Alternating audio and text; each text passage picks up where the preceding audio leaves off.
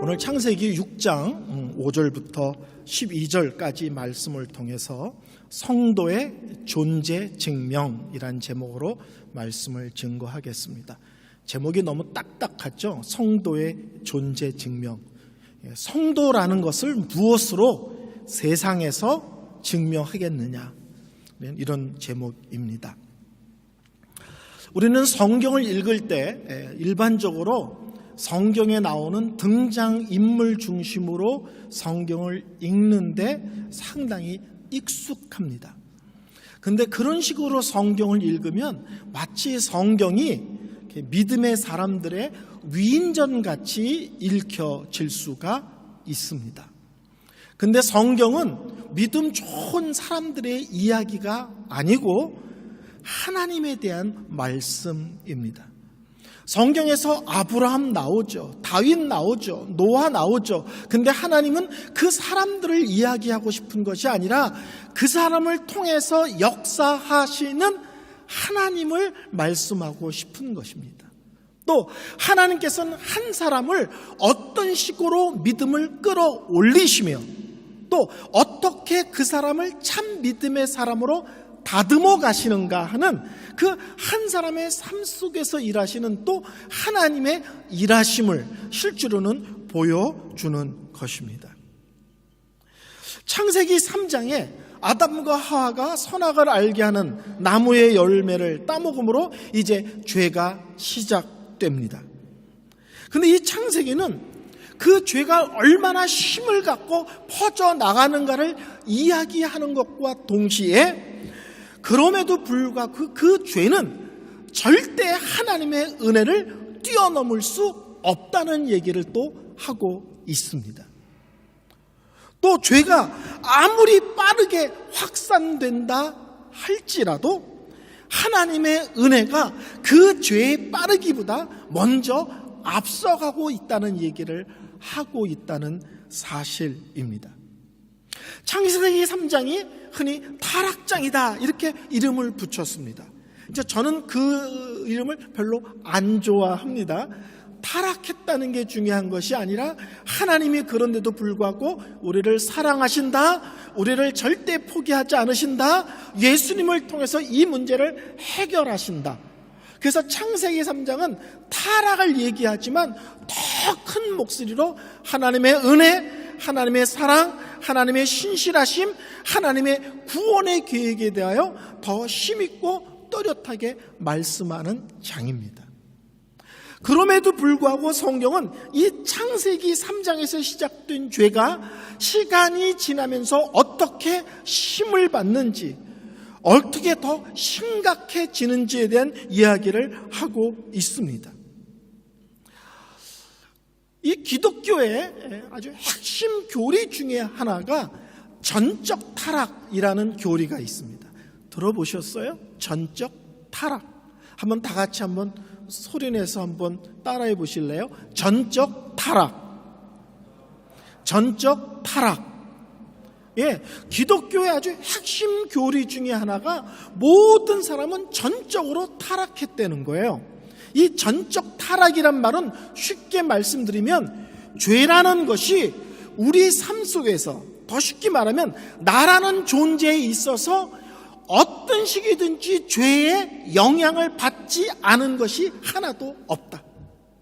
나의 생각, 나의 계획, 나의 말, 내가 내품지는 않지만 내 마음에 품고 있는 어떤 내용들, 그것이 무엇이든지 우리 전 존재는 죄의 영향을 받지 않은 구석이 하나도 없다는 것입니다. 그것을 잘 보여주는 것이 오늘 창세기 6장입니다. 6장 5절에 이렇게 말씀합니다. 6장 5절에 여호와께서 사람의 죄악이 세상에 가득함과 그의 마음으로 생각하는 모든 계획이 항상 악한 것뿐임을 아시고, 사람의 죄악이 세상에 가득함과 그 마음에 무엇을 생각하든지 그 모든 계획이 항상 악한 것을 아시고, 11절부터 13절에 보면 아주 무서운 단어들이 거기에 동원되고 있습니다. 그때 온 땅에 하나님 앞에 부패하여 포악함이 땅에 가득한지라. 하나님이 보신즉 땅이 부패하였으니 이는 땅에서 모든 혈육 있는 자의 행위가 부패함이었더라. 하나님이 노아에게 이르시되 모든 혈육 있는 자의 포악함이 땅에 가득함으로 그 끝날에 내 앞에 이르렀으니 내가 그들을 땅과 함께 멸하리라. 거기서 동원된 단어들이 부패, 포악함이 땅에 가득, 땅이 부패, 모든 행위가 부패, 포악함이 땅에 가득, 전부 다 설명하는 것이 이제 그 아담과 하와가 선악과를 따먹었는데 이게 노아 시대에 오니까 어느 정도냐면 이 세상 구석구석이 또 그때 살아왔던 모든 사람들 속에 죄가 얼마나 힘있게 난리를 치고 있는지를 아주 적나라하게 설명해 주고 있습니다. 그러면서 내린 결론이 뭐예요? 그러므로 하나님이 이 세상을 심판하셔야겠다라고 결론을 내리시는 거예요.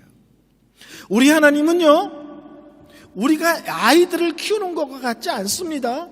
우리들이 애를 키울 때 뭐 조그만 건 있어도 이렇게 콕콕 주워받고 그러잖아요, 우리는요. 근데 우리 하나님은 조그만 거 있을 때마다 시비 걸고 따지고 문제를 삼는 것이 아니라 참으십니다. 근데 어느 단계가 되면 더 이상 참을 수 없는, 쉽게 말하면 하나님이 생각하시는 그 금 이상으로 죄가 넘었으면 하나님은 그 다음에는 심판이라는 회초리를 꺼내 드십니다. 그래서 오늘 성경도 얼마나 심각하게 이 세상의 죄 속에 깊이 잠겼는지를 반복적으로 계속 설명한 뒤에 왜 하나님이 심판이라는 회초리를 들었냐면 도가 지나친 거야. 하나님이 그어놓은 금을 훨씬 뛰어넘었기 때문에 심판하실 수밖에 없는 거야를 말씀하고 있는 것입니다. 근데 성경에 놀라움이 있습니다. 그것은 뭐냐면 하나님은 심판을 얘기하기 전에 사람들이 얼마나 심각한 죄 속에 빠졌는지를 선명하고 강하게 말씀하십니다. 그러니까 죄가 얼마나 심각했는지를 얘기하고 심판 얘기를 하는 거예요. 근데 그것과 함께 또 무슨 얘기를 강하게 얘기하냐면 하나님의 은혜에 대한 얘기를 강하게 하십니다.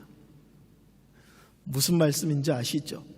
죄와 심판에 대한 이야기를 강하게 하시는 것으로 보면 이 세상이 캄캄해진 거예요. 그냥 하나님 보시기에 죄로 캄캄해진 거야. 근데 죄의 심각성과 심판의 필요성을 말씀함과 동시에 무엇을 얘기해요? 하나님의 은혜와 하나님의 구원도 같이 얘기해요. 마치 무엇과 같으냐면 캄캄한 밤에 하늘에서 번쩍하면서 별똥별이 하늘을 가르면서 이렇게 쫙 떨어지잖아요. 그런 게 있어요. 근데 캄캄한 밤에 별똥별이 하나 떨어지는데 캄캄하니까 그 빛이 너무 선명해 보이잖아요. 그렇죠? 성경은 그런 구조로 돼 있어요. 죄가 너무 심각하다. 가만 놔두면 안 되겠다. 이거는 뭐 가만 놔두면 난리가 날 것 같아. 한번 혼을 내고 넘어가야 되겠어. 그 얘기와 함께 성경은 놀랍게도 은혜와 구원 이야기를 합니다. 그래서 심판 이야기와 구원 얘기가 항상 같이 갑니다. 애굽을 심판하신다는 얘기는 또 다른 쪽에서 보면 이스라엘을 구원하신다는 얘기가 되잖아요. 그렇죠? 출애굽에서 이스라엘이 하나님께서 애굽을 엄하게 심판하실 거야. 반대로 말하면 하나님께서 이스라엘을 그 땅에서 구원해내실 거야. 이게 심판과 구원이 같이 가는 것입니다. 오늘 8절에 놀라운 얘기가 나오죠. 그러나 노아는 하나님께 은혜를 입었더라. 이 말씀이 너무 놀라운 말씀이에요. 그렇죠? 안 놀라우신가요? 그 다음 말씀이 노아는 의인이요 완전한 자요 하나님께 동행했다, 이런 얘기가 나와요. 이게 왜 우리에게 위로가 되냐면 노아는 의인이고 당대의 완전한 자고 하나님과 동행했기 때문에 은혜를 주셨다. 이렇게 나오면 노아가 잘났다는 뜻이 돼요. 노아가 의인이고 당대에 완전하고 하나님과 동행했기 때문에 하나님이 특별한 은혜를 주셨다면 노아는 대단한 사람이야. 노아는 잘났어. 너희들과 달라. 이 얘기가 돼요. 근데 오늘 성경은 그렇게 되어 있지 않고 그러나 하나님께서 노아에게 은혜를 주셨더라. 그리고 그 은혜를 주신 결과 노아가 그 시대에 의인으로 살고 완전한 삶을 살고 하나님과 동행하는 자로 살았다는 거예요. 그 죄악 덩어리 세상 속에서 노아는 왜 다른 사람으로 살았나? 하나님이 특별한 은혜를 주셨기 때문에. 노아의 놀라움은 노아의 실력이 아니라 하나님의 은혜라는 사실입니다. 여러분, 성경의 핵심적인 사상 중에 하나가 남은 자라는 사상이 있습니다. 남은 자. 들어보셨어요? 남은 자라는 사상이 있습니다. 그게 뭐냐면 이 세상에 아무리 타락해도 하나님은 소수의 믿음의 사람을 꼭 남겨두세요. 그 소수의 믿음의 사람을 남겨둔 사람을 남은 자라고 말합니다. 그리고 하나님은 그 남은 자를 통해서 새로운 역사를 펼쳐내십니다. 이해가 되시겠죠? 노아, 이 시대가 얼마나 타락했는지 알지? 근데 그 속에서 하나님은 노아와 그 가정을 남겨놓으십니다. 그리고 그 가정을 통해서 새로운 역사를 또 펼쳐 나가시죠. 엘리야가 하나님께 그러잖아요. 하나님, 이스라엘에서 저만 남았습니다. 믿음의 사람, 참 믿음의 사람이 나만 남았습니다 라고 엘리야가 얘기할 때 하나님께서 말씀하시죠. 아니야, 너만 남지 않았어. 내가 7,000명의 참 믿음의 사람을 남겨놓았어. 7,000명 하면 대단히 많은 것 같지만 한 나라에 신실한 믿음의 사람이 7,000명 남았다 그러면 어마어마한 건 아니잖아요. 그렇죠? 그러니까 엘리야는 자기만 남았다고 생각하는데 아니라는 거예요. 하나님은 참 믿음의 사람을 7,000명을 남겨놓았다라고 말씀합니다. 그러면 하나님은 이 타락한 세상 속에 왜 참 믿음의 사람을 남겨놓으시는가 하는 거예요. 간단히 설명드리면 보여주기 위해서입니다. 칠흑같이 어두운 죄악된 세상 속에서 왜 참 믿음의 사람을 남겨놓는가? 첫째는 그들을 통하여 하나님의 하나님 되심을 보여주기 위해서인 거예요. 그 사람들에게 은혜를 주시고 믿음을 주셔서 그 사람들을 통하여 하나님을 알지 못하는 사람, 죄 속에 빠져 있는 사람들에게 하나님이 살아계신다는 것과 함께 하나님은 어떤 분이심을 그들을 통해서 보여주시는 겁니다. 또 하나는 뭐냐면 이 세상의 기준에, 이 세상의 가치관에, 이 세상에 말할 수 없는 죄 속에서 마음껏 자기들 식으로 살아가는 사람들에게 전혀 다른 원리로 살아가고 있음을 또 보여주는 거예요. 너희랑 전혀 다른 가치관, 너희와 전혀 다른 삶의 목적, 너희들과 전혀 다른 삶의 이유를 갖고 있는데 너희들 기준으로 보면 안 행복해야 돼. 너희들 기준으로 보면 안 기뻐해야 돼. 너희들 기준으로 보면 이들은 비참한 인생이야. 근데 정작 그들을 들여다보면 우리가 생각할 수 없는 전혀 다른 차원의 기쁨이 있고 감사가 있고 만족이 있고 이 세상 원리와 다른 원리로 살아가면서 이 세상 사람들이 맛볼 수 없는 전혀 다른 차원의 그 기쁨과 감사와 이 믿음의 삶의 놀라움을 또 보여주기 위해서 그렇습니다. 아멘. 이 시대는 죄악된 세상이죠. 모든 시대는 죄의 직면에 있습니다. 왜 하나님은 이 죄악된 세상에 믿음의 사람을 남겨놔서 왜 이렇게 피곤하게 하시는가? 왜 이렇게 힘들게 하시는가? 왜 이렇게 어렵게 이 인생을 살아가게 하시는가? 우리를 들들 볶으려고 하는 것이 아니라 세상과 정확하게 비교되게 함으로써 그들이 우리를 들여다봤을 때 우리와 전혀 다른 차원의 삶이 있다는 것을 증거하기 위하여, 깨닫게 하기 위하여입니다. 왜 남은 자를 남겨놓으셨나? 이 세상에 하나님의 하나님됨과 성도의 구별됨을 보여주기 위해서 그렇습니다. 그러면 하나님은 이 노아를 통하여 그 시대의 성도의 존재의 증명 방법이 뭐냐? 첫 번째가 믿음이라는 거예요. 믿음. 히브리서 11장 7절을 보면 이런 말씀이 있습니다. 믿음으로 노아는 아직 보지 못하는 일에 경고하심을 받아 경외함으로 방주를 예비하여. 노아는 믿음을 갖고 어느 쪽으로 반응을 했냐면 보이지 않는 일에 경고를 받고 경외함으로 방주를 예비했대요. 여러분, 이 믿음은요, 보이지 않는 것을 보이는 것처럼 확신하는 거예요. 믿음은요. 자, 하나님 보입니까? 안 보입니다. 근데 우리는 이 세상에 눈에 보이는 어떤 것보다도 하나님은 살아계신다, 하나님은 역사하신다는 것을 우리는 정확하게 믿습니다.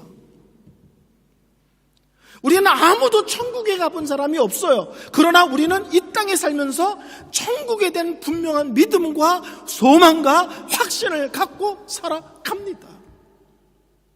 믿음의 길을 걸어간다는 이유로 손해보는 것 있죠. 억울한 것 있죠. 할 말 다 하지 못하는 것 있죠. 그런데도 불구하고 그것이 억울하지 않은 것은 영원한 천국이 있기 때문에 이 땅에서 좀 힘들고 어려운 것에 대해 징징거리거나 원망하거나 불평으로 반응하지 않는 거예요. 이 땅은 잘 살아야 100년이잖아요. 천국은 영원한 거잖아요.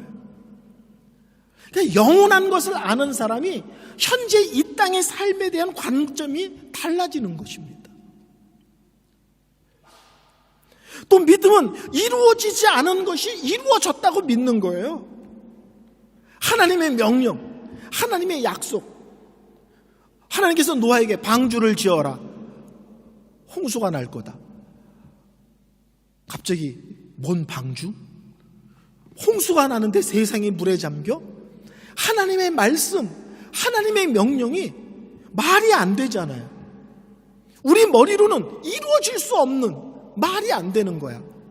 근데 믿음의 사람은 하나님이 말씀하시는 게 이해가 되지 않고 납득이 되지 않아도 하나님이 말씀하셨다는 이유 하나만으로 그 말씀 그대로 그런 일이 벌어질 거다, 그런 놀라운 사건이 일어날 거라고 믿고 그거에 대해 준비하고 그것에 대해 반응하는 삶을 사는 것입니다. 나 예수 믿어 라는 것은요, 눈에 보이지 않는 하나님이 계시다는 것이고 이 세상은 눈에 보이지 않는 하나님에 의하여 움직여주고 있다는 것을 믿고 살아가는 거예요. 그리고 그분이 주신 나에게 주신 말씀과 명령과 나를 향한 계획이 어느 때는 우리 생각과 다를지라도 하나님은 그 말씀대로 일하실 것이며 하나님의 명령하는 것이 언제로 옳다고 믿고 거기에 기준하여 살아가는 것이 믿음의 삶입니다. 하나님께서 노아에게 말씀하시죠. 방주를 만들어라. 누가 말씀하셨어요? 하나님이 말씀하셨어요. 그러면 된 것입니다. 이 세상에 끝이 있다, 심판이 있다, 그걸 어떻게 믿어? 하나님이 말씀하셨어요. 그러면 된 것입니다. 홍수가 날 것이다, 세상이 물로 덮일 것이다, 본 적도 없는데 그런 세상을? 그걸 어떻게 믿어? 하나님이 말씀하셨습니다. 그러면 그것으로 된 것입니다. 분명히 노아는 그 시대 사람들에게 조롱받았을 것 같아요. 아, 저런 바보 같은 인간이 있나? 뭐 이런 얘기도 많이 들었을 것 같아요. 그렇지만 참 믿음의 사람은 압니다. 눈에 보이는 게 다가 아니야. 눈에 보이는 것으로 이 세상이 움직여지는 것도 아니야. 하나님이 살아계셔. 그분이 말씀하셔. 그분이 명령해서. 그러면 틀림없을 거야.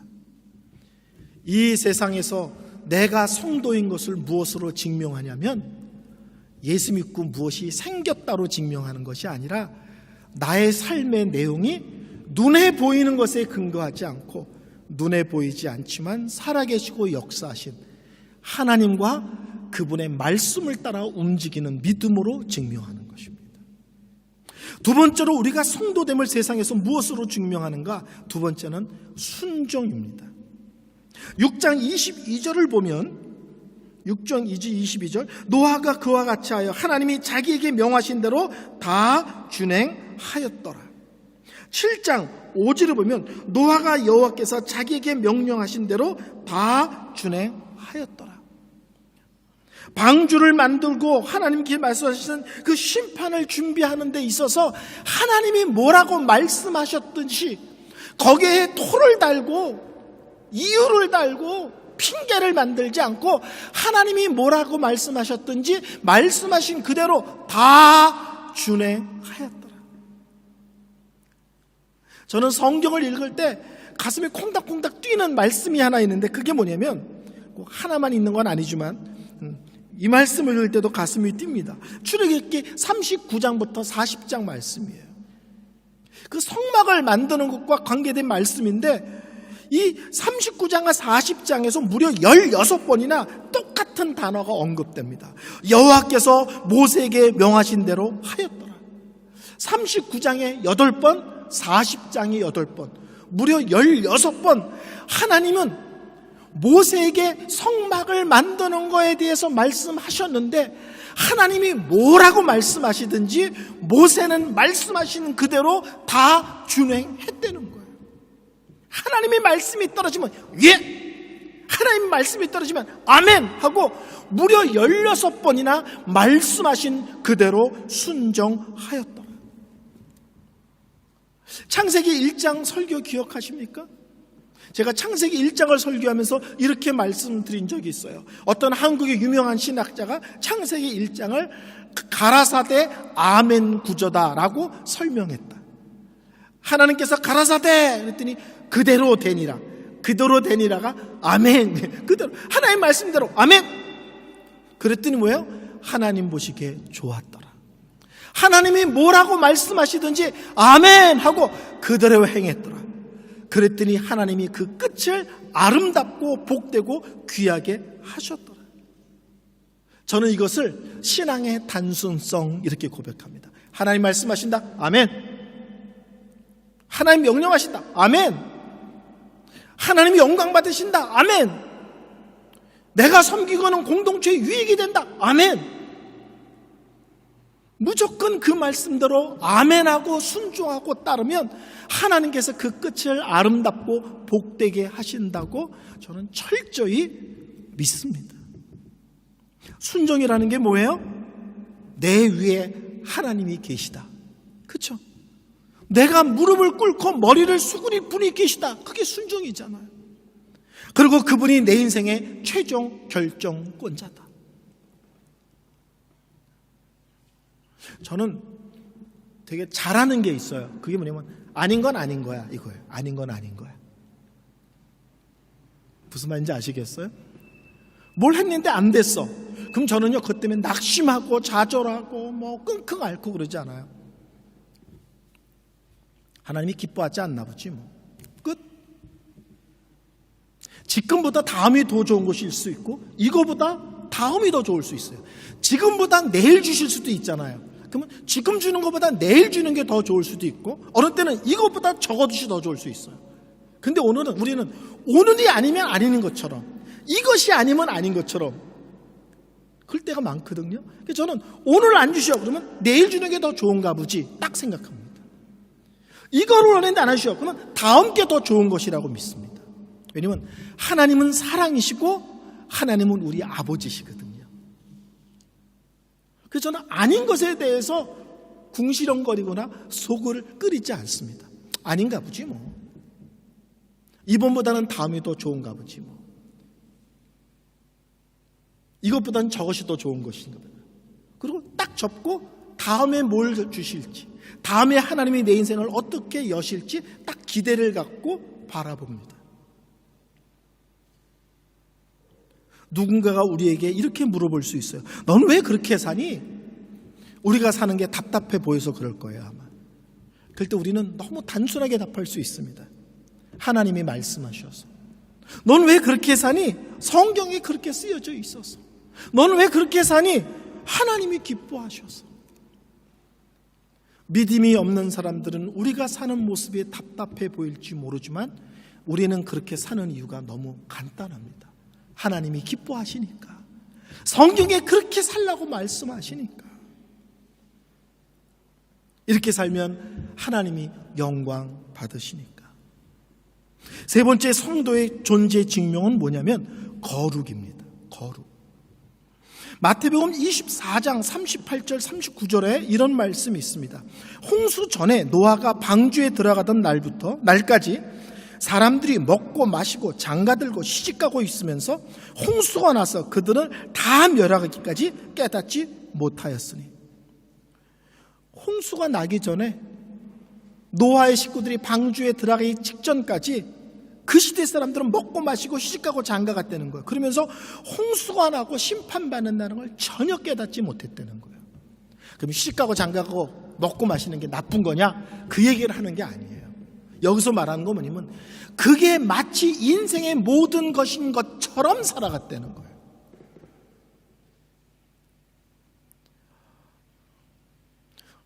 전 2주 후에 한국으로 휴가를 갈 예정입니다.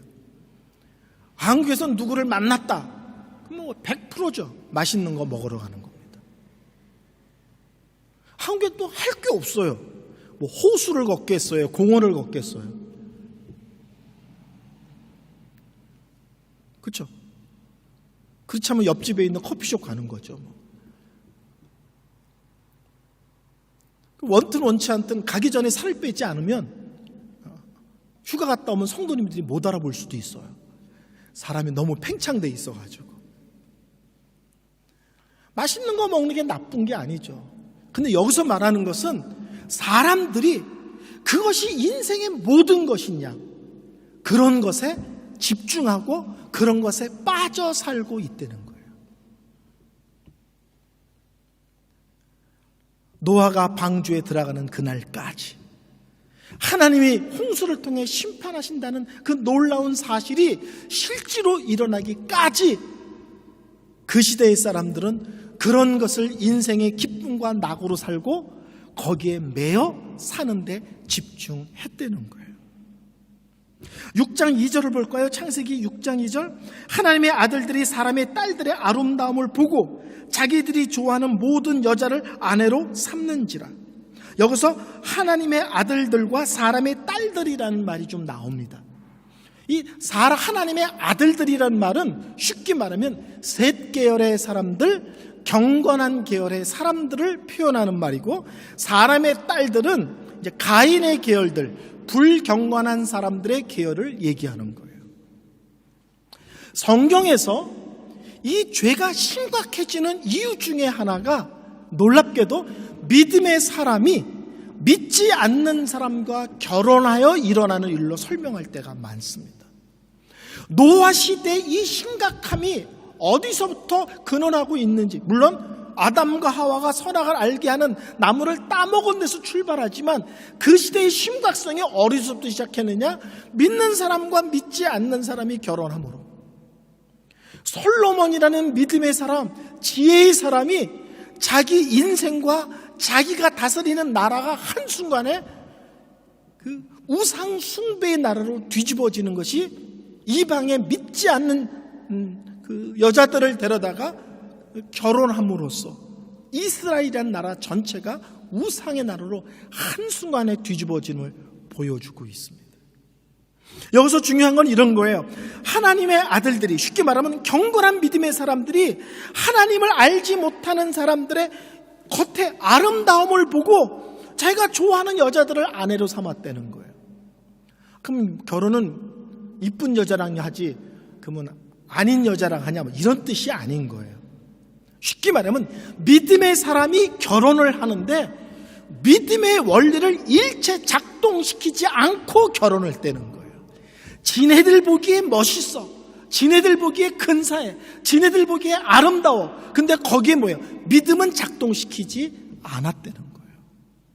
세상의 가치관을 따라, 세상의 유행을 따라 결혼했다는 거죠. 우리는 신앙생활을 얼마든지 이렇게 할 수 있습니다. 신앙생활을 코트처럼 생각하는 분이 있어요. 코트 이해하시죠? 와이셔츠를 입고 넥타이를 메고 양복을 입었어.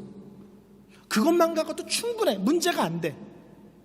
근데 이 코트를, 이 믿음을 코트같이 생기는 거예요. 입어도 되고 안 입어도, 무슨 말인지 아시죠? 정장을 입었는데 코트를 있으면 입는 거고 없으면 안 입는 거지 뭐. 믿음은 그런 것이 아니라는 거예요. 있으면 좋고 없어도 괜찮은 것이 아니라 그것이 없으면 다 없는 것이라는 겁니다. 히브리서 11장 7절에 방주를 예비함이 곧 세상에 대한 정죄가 되었다, 이런 얘기를 해요. 노아가 방주를 만드는 그 시간 동안 사람들이 오고 가면서 방주를 볼 거 아니에요. 그리고 그냥 지나가겠어요? 이걸 왜 만드니? 분명히 물어봤을 거예요. 이거 뭐 했을 거니? 물어봤을 거예요. 뭐 때문에 이걸 하니? 물어봤을 거예요.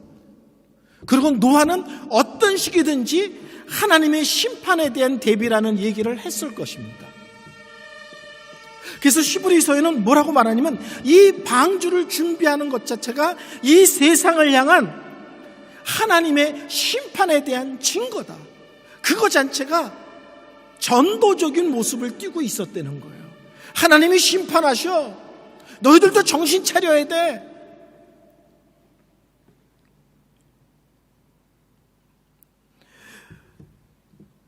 서론에 말씀드렸던 것처럼 하나님은 그 죄악된 세상 속에서, 그러나 하나님은 노아에게 은혜를 입혀주셨습니다. 그리고 노아는 은혜를 입었기에 그 시대에 구별된 믿음의 사람, 의인의 삶을 살고 있는 것이에요. 당대의 완전한 자라. 여기서 완전한 자는, 와, 노아는 그냥 실수도 안 해, 막 죄도 없어, 그냥 흠도 티도 없어, 그런 뜻이 아니라 그 당시 그 시대의 어떤 사람보다도 다르게 살았다. 실수도 없다, 죄도 안 졌는다, 뭐 이런 뜻이 아니라 그냥 완벽해, 흠도 티도 없어, 이런 것이 아니라 그 시대의 어떤 사람과도 전혀 다른 차원의 삶을 살았다. 그 다음 말이 너무 재미있죠. 하나님과 동행하였더라. 안 재밌어요? 이 말이 그 앞에 어디 나오는 거예요? 에녹 얘기 나올 때 나오는 거잖아요. 에녹이 하나님과 동행하였고 죽음을 보지 않고 하늘로 올라갔다. 근데 이 노아를 뭐라고 생각하냐면 그 시대에 노아는 어떤 사람인가? 그 악하고 험한 시대에 일상의 모든 삶 속에서 하나님과 동행하며 하나님과 믿음의 길을 걸어갔던 자였다라는 겁니다. 이 악한 시대에 하나님이 우리에게 은혜를 주시는 것은 이 은혜를 통하여 어떻게 하면 이 세상에서 잘 먹고 잘 살까, 이쪽이 아니라 이 세상에서 어떻게 하면 이 세상 사람과 다르게 살까, 이 싸움을 하기 위한 것이라는 사실입니다. 설교를 결론 내리겠습니다. 죄악된 세상에 하나님께서 성도들을 남겨주신 이유는 한마디로 말하면 보여줌입니다. 보여줌. 뭘 보여줘요? 믿음이 무엇인지를 보여주는 거예요. 눈에 보이는 게 다가 아니야. 이 세상은 길어야 100년이야. 하나님이 계시고 영원한 세계가 있어. 우리를 통해서 보여주기를 원하십니다. 순종을 보여주는 거예요. 내 인생의 주인은 내가 아니야. 하나님이 계셔. 우리는 그분에게 물어봐야 되고 그분이 기뻐하시는 것을 따라 살아야 되는 인생이야. 거룩을 보여주기를 원하십니다. 이 세상과 전혀 다른 차원의 삶이 있다. 저는 거룩은 이렇게 생각하지 마세요. 시커먼 옷을 입는다, 웃겨도 웃지 않는다, 이런 뜻 아니에요. 전혀 다르게 살아가는 거예요. 하나님을 믿기 때문에 저들이 생각하는 것과 우리가 살아가는 기쁨의 원리, 감사의 원리, 행복의 원리, 만족의 원리가 다른 모습으로 살아가는 것입니다. 아, 우리 목사님은 다 좋은데 너무 크게 웃어, 이런 거 아니고요. 우리 목사님은 자꾸 울긋불긋한 옷을 입어. 거룩하려면 검은 옷을 입어야 되는데 이게 거룩이 아니고요. 이 세상 사람과 다른 목적과 이유와 내용을 갖고 살아가는 것이 우리라는 것입니다. 저는 오늘 설교를 준비하면서 이런 생각이 들었어요. 노아는 그 시대의 불경건한 시대에 하나님의 비밀 무기였다. 그 시대에 죄악된 세상에서 하나님의 무기는 노아라는 은혜를 덧입은 자의 구별된 삶이 하나님이 그 시대의 비밀 무기였다. 그렇다면 이 시대에 하나님의 비밀 무기는요, 은혜를 받은 우리고요. 그런 의미에서 우리는 목사냐 아니냐, 선교사 아니냐와 관계없이 모든 하나님의 자녀들은 이 땅에서 남은 자고요. 이 땅에서 하나님의 하나님 되심과 성도의 구별됨을 보여줘야 될 사명자들입니다. 찬양 드리겠습니다.